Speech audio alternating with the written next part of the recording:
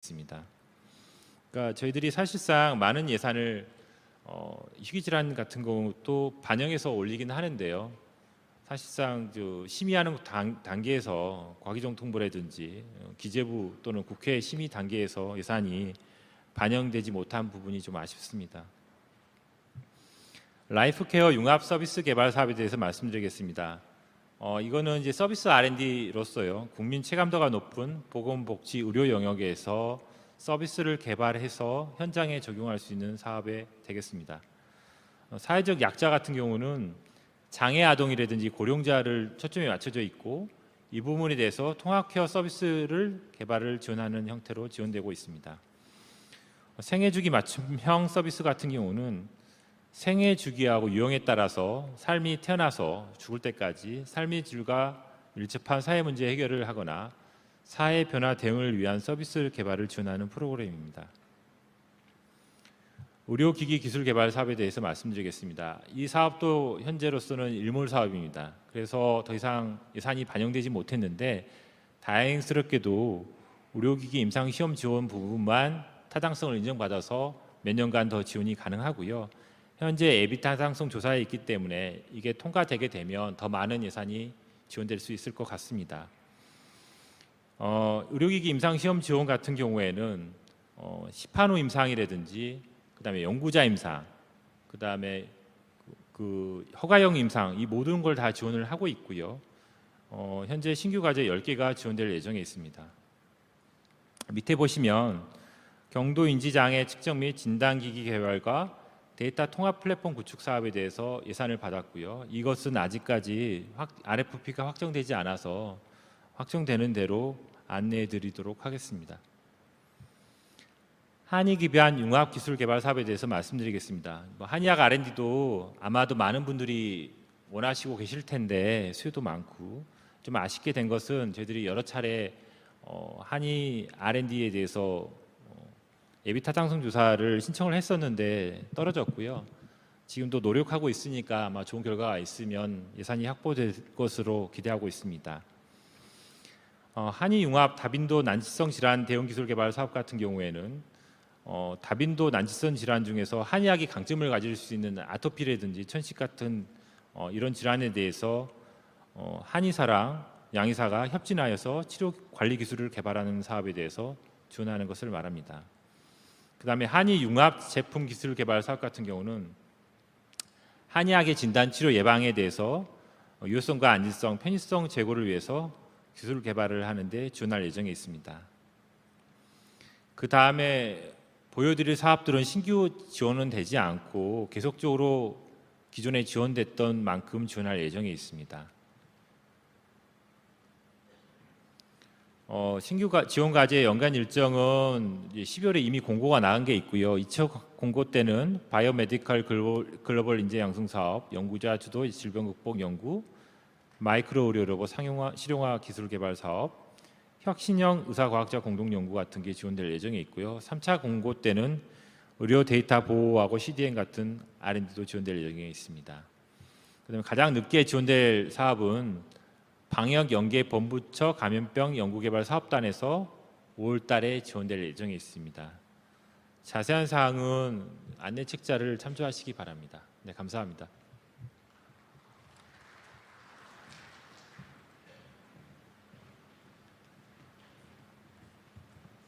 예, 김현철 단장님 감사드립니다. 한국보건사업진흥원의 사업 설명에 이어서 국립보건연구원 이정민 연구원님의 2019년도 질병관리본부 국립보건연구원 R&D 사업 설명이 있겠습니다. 박수 부탁드리겠습니다.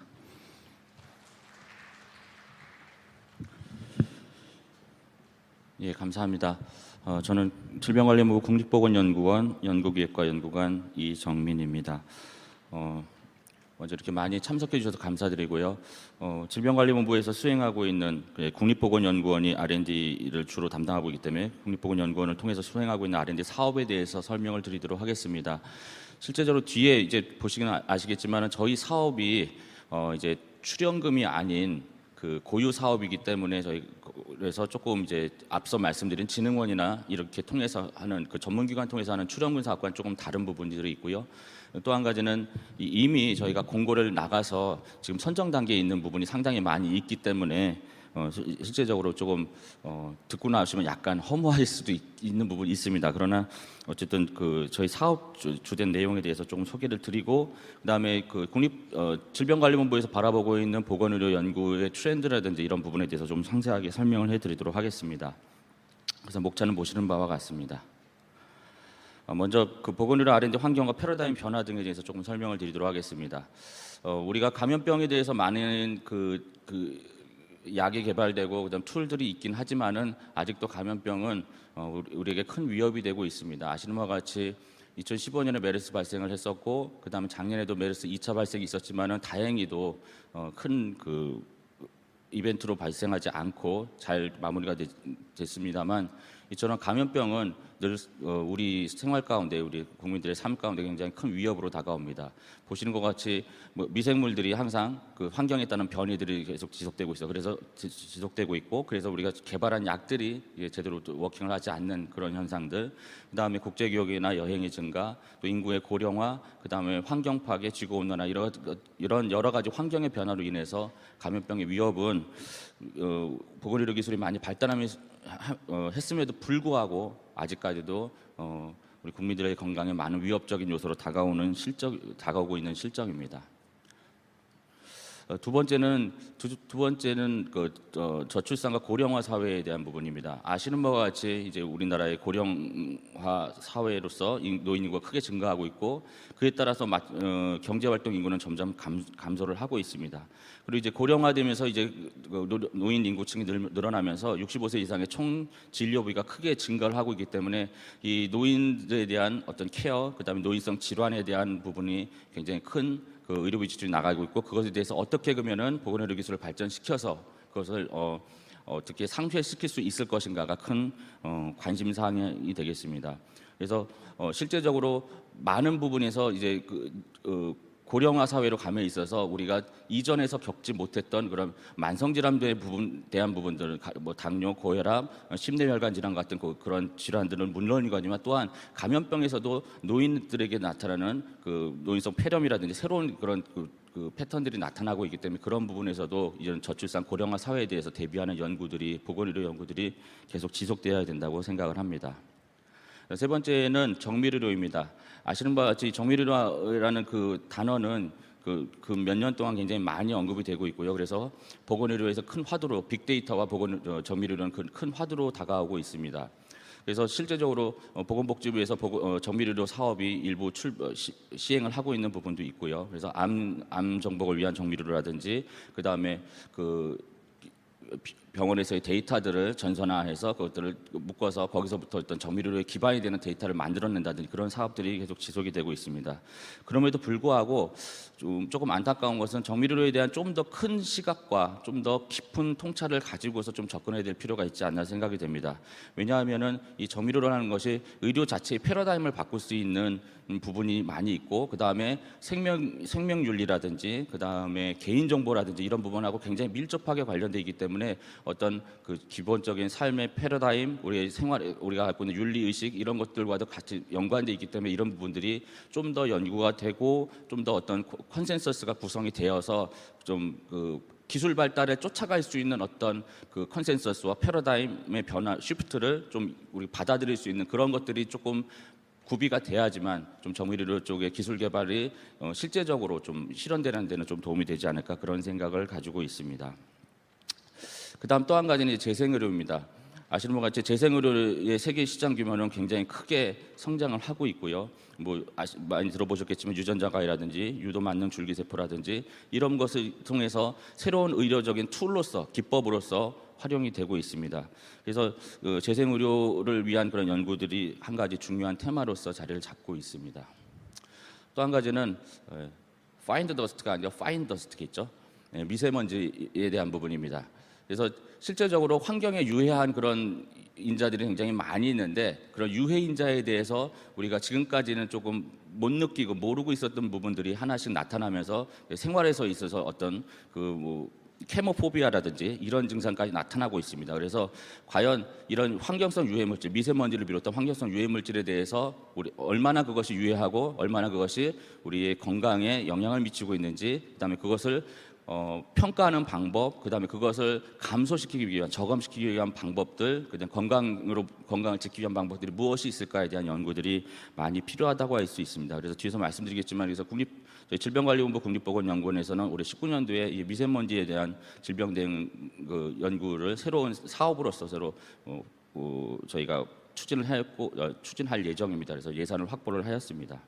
이러한 그 변화들을 담아서 질병관리본부에서는 그 연구 개발들을 추진하고 사업들을 진행을 하고자 합니다.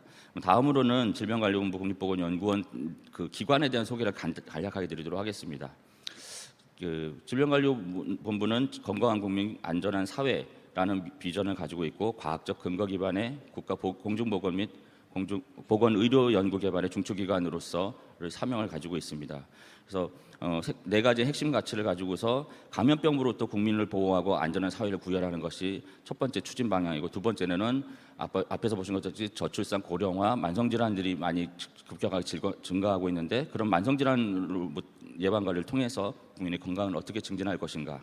그다음 마지막으로 R&D를 통해서 보건의료 R&D와 그다음에 또 질병관리본부가 가지고 있는 많은 뒤에 소개드리는 많은 인프라 시설과 데이터와 정보들이 있습니다. 그것들을 가지고서 어떻게 R&D를 통해서 질병 극복으로 한 발자국 더 나아갈 수 있을까에 대해서 저희는 추진을 하고 있습니다. 기관 영역은 조금 생략을 하도록 하겠습니다. 저희 기관이 이제 오송에 있고요. 그래서 오송에 있기 때문에 국립보건연구원과 오송 의료행정복합타운 내에 질병관리본부, 국립보건연구원, 그다음에 한국보건산업진흥원 같이 다 존재를 하고 있습니다. 저희가 R&D 사업에 대해서는 보건의료에서도 보건의료 기술 육성 기본 계획이 18년도부터 22년까지 중장기 계획이 세워진 것처럼, 마찬가지로 질병관리본부에서 수행하고 있는 R&D 계획도 중장기 계획을 수립을 하였습니다. 그래서 5개년 계획을 인류와 미래 세대를 위한 질병 보건 연구라는 타이틀을 가지고서 감염병 분야와 만성병 분야, 유전체 분야 세 가지 분야에 따라서 미션 기반, 수요 기반, 미래 대비, 그다음에 이런 것들을 수행하기 위한 연구 기반으로 해서 저희가 중장기 계획을 수립을 하고, 이 계획에 따라서 저희가 예산을 확보하고 그다음에 사업을 진행하도록 노력을 하고 있습니다.